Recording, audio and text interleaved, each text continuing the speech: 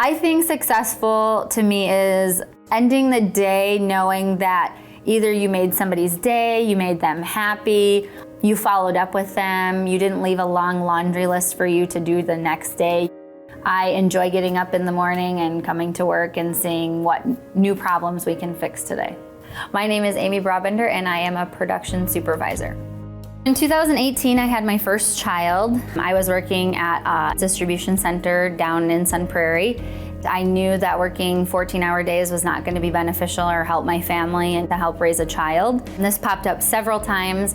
I was like, I don't know if I can do manufacturing. I know nothing about it. I'm only distribution. I was hesitant at first, but then I took the plunge and I was like, what am I getting myself into?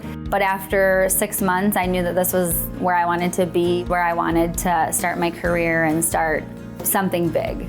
So I was in the lead role for 3 years and then applied for the supervisor role in 2022 and was promoted in 2022. It was so mind-blowing how we can do all that stuff with just one little press. So that's really what intrigued me to stay and continue building and learning on the process and the development of the products and what they're used for and who uses them and how they use them and why they use them. I really like being hands-on with the people and being able to solve their problems, and I wanted to be with the operators in the trenches doing what they're doing, making sure that they knew that I was no better than them. I can do the job also, and I'm there to see their struggles to make sure that the people that have been here for so long could see that I'm not blowing smoke. I'm going to follow up and try to make the changes or answer the questions that you have. I think it's more rewarding than difficult.